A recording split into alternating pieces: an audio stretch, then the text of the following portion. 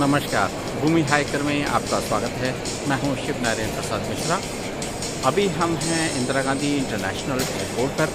Port Blair की यात्रा का आज ये पहला दिन है और मैं अभी ले रहा हूं एयर इंडिया की फ़्लाइट तो AI 485 और मैं आपको दिखाने जा रहा हूं अपना बोर्डिंग पास मेरे पास ले लिया है और बोर्डिंग पास के बाद अब मैं जा रहा हूं सिक्योरिटी चेक इन के लिए। तो आइए आपको पोर्ट ब्लेयर की यात्रा में साथ ले चलते हैं।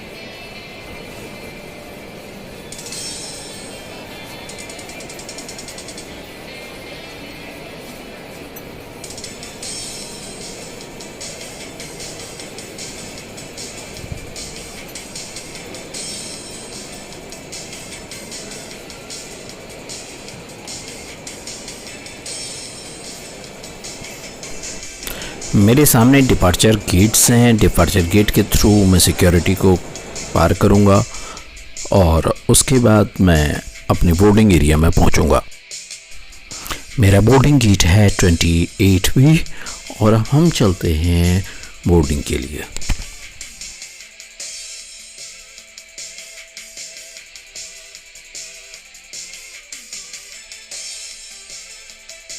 आगे चलते हुए इस वीडियो में मैं आपको बताऊंगा कि अंडमान कहाँ है, अंडमान कैसे पहुंचेंगे और अंडमान में सस्ती यात्रा कैसे की जा सकती है, सस्ती और आरामदेह यात्रा कैसे की जा सकती है। अंडमान एंड निकोबार 572 छोटे छोटे आइलैंड्स का एक समूह है जिसमें सिर्फ 38 आइलैंड्स पे ही लोग रहते हैं और ये द्वीप समूह अंडमान सी और बे ऑफ बंगाल को सेपरेट करता है। अंडमान एंड निकोबार एक यूनियन टेरिटरी है और पोर्ट ब्लेयर इसकी राजधानी है। पोर्ट ब्लेयर ही मात्र एक ऐसा स्थान है जहां पर एयरपोर्ट अभी स्थित है और अगर आपको देश के किसी भी हिस्से वहां पहुंचना है तो आपको पोर्ट ब्लेयर ही पहुंचना होगा। पोर्ट ब्लेयर पहुंचने के लिए आपको दिल्ली, मुंबई, कोलकाता, बेंगलोर, चेन्नई और विशाखापत्तनम से फ़्लाइट्स मिल जाती हैं। इसके अलावा कुछ अन्य एयरपोर्ट से भी आपको फ़्लाइट्स मिल जाएंगी, लेकिन वो ज़्यादातर कनेक्टिंग फ़्लाइट्स होंगी और आपको इन मेन एयरपोर्ट्स पर कुछ देर के लिए ले ओवर करना होगा। दिल्ली से पोर्ट ब्लेयर की दूरी लगभग 3172 किलोमीटर है, जबकि अन्य एयरपोर्ट्स से थोड़ा सा कम पड़ती है। जैसे मुंबई से लगभग 2500, चेन्नई से 1500 के आसपास, विशाखापत्तनम से 1500 और कोलकाता से 1800 किलोमीटर दूर पड़ती है। दिल्ली और मुंबई से फ़्लाइट टाइम लगभग 3 घंटे है और जबकि अन्य एयरपोर्ट से लगभग 2 घंटे में फ़्लाइट्स पहुंचती है। आप कोलकाता, विशाखापत्तनम और चेन्नई से शिप के थ्रू भी जा सकते हैं, लेकिन ये एक लंबी जर्नी होती है। शिप का किराया एयरफेयर के बराबर होता है, लेकिन कुछ क्लासेस में ये एयरफेयर से भी ज़्यादा होता है, जबकि शिप में आपको लगभग 3 से 4 दिन पोर्ट ब्लेयर पहुंचने में लग जाते हैं। तो हर आदमी ये प्रेफर करता है कि वो बाय एयर जाए और वो एडवाइजेबल भी है कि आपको by air he port Blair जाना चाहिए। पोर्ट ब्लेयर में स्थित वीर सावरकर इंटरनेशनल एयरपोर्ट पर उतरने के बाद आपके पास सबसे पहला प्रश्न होता है कि आप वहाँ कहाँ ठहरेंगे। तो पोर्ट ब्लेयर में ठहरने की बहुत सारी व्यवस्थाएं हैं। आपको वहाँ पर लग्जूरियस होटल्स के साथ साथ छोटे छोटे होम स्टेज मिल जाएंगे। होम स्टेज आपको 700 रुपये से लेकर के 3000 के बीच मिल जाएंगे। कुछ होटल या कुछ गेस्ट हाउसेस भी आपको कम रेंज में मिल जाएंगे, जो 1500-2000 की रेंज में मिल जाएंगे। होटल बुकिंग के लिए बहुत सारी साइट्स हैं, लेकिन मैं आपको सजेस्ट करूंगा कि आप इस साइट्स के थ्रू अगर आप होटल बुक करेंगे तो शायद आपको थोड़ा सा महंगा पड़ेगा। तो आप डायरेक्ट होटल बुक कर सकते हैं। इसका बहुत ही आसान तरीका है कि आप साइट से होटल का नाम लें और उसके बाद उस होटल का फ़ोन नंबर निकाल करके आप उसको डायरेक्ट बात करें। तो मैंने देखा कि अक्सर पोर्ट ब्लेयर में और अंडमान निकोबार के अन्य जगहों पर जब आप डायरेक्ट होटल बुक करते हैं तो वो थोड़ा सा सस्ता पड़ता है। अगर आप अपने होटल बुकिंग करने के लिए मुझसे कुछ मदद चाहते हैं तो मेरे कमेंट बॉक्स में लिखिए या मुझे इंस्टाग्राम पे लिखिए।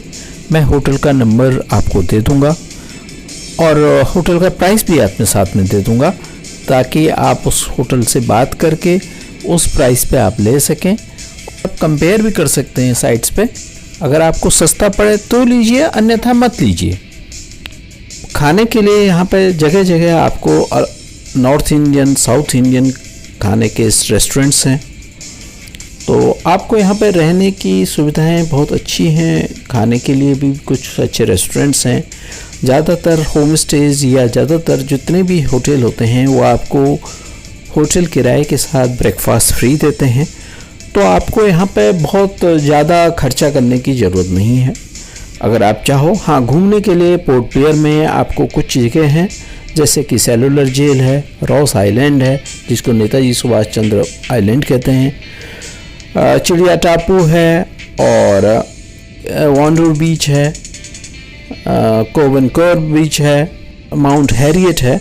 तो यहाँ जाने के लिए ज़रूर आपको कुछ खर्चा करना पड़ेगा, और ये खर्चा आप अपना बचा सकते हैं अगर आप वहाँ पे लोकल ट्रांसपोर्टेशन की हेल्प लें, ऑटोज़ की हेल्प लें, ऑटोज़ से ट्रैवल करें, तो आप इजीली बहुत पैसा खर्च करने की ज़रूरत नहीं है। हाँ, ऑफ कोर्स जो आपके फेरीज़ के किराए हैं वो आपको देने पड़ेंगे, लेकिन फेरीज़ के किराए कुछ कुछ जगह ज़्यादा हैं, कुछ कुछ जगह एवरेज हैं। जैसे आप माउंट हैरियट जाते हैं तो मुश्किल से आपको 44 रुपये में आपको आना जाना हो जाता है, और अगर आप चाहते हैं, आपके पास समय है, तो आप माउंट हैरियट पे आप पैदल जा सकते हैं, जिसका किराया कुछ नहीं है।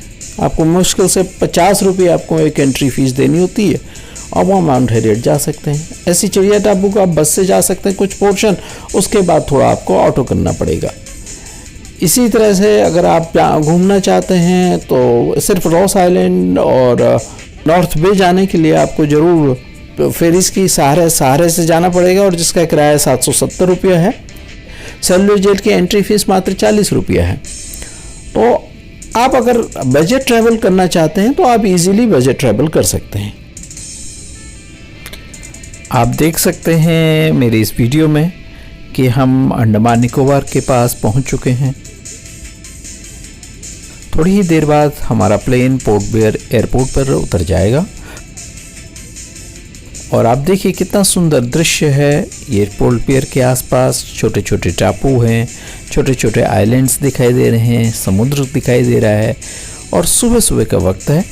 आप देखिए कितना अच्छा ये दृश्य है।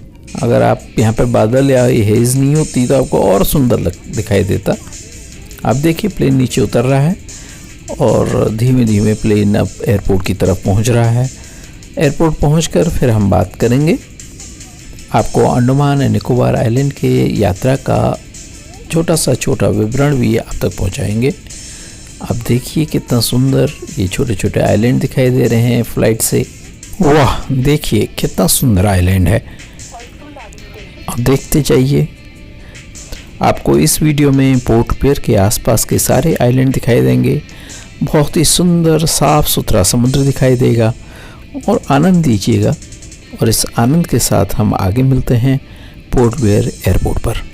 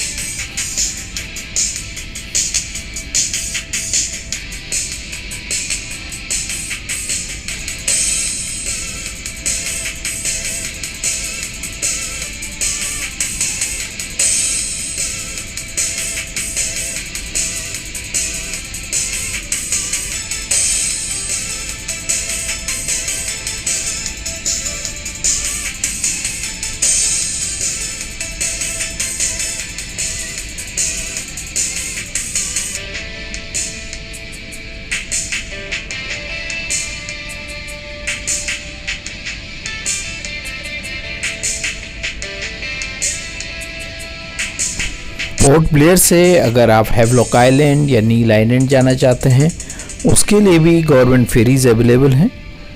गवर्नमेंट फेरीज का किराया बहुत कम है, वो लगभग 500-600 रुपया है पर पर्सन, और जबकि प्राइवेट फेरीज इसी के लिए लगभग 1500 रुपये ले लेती हैं, 1500 से भी ज़्यादा ले लेती हैं।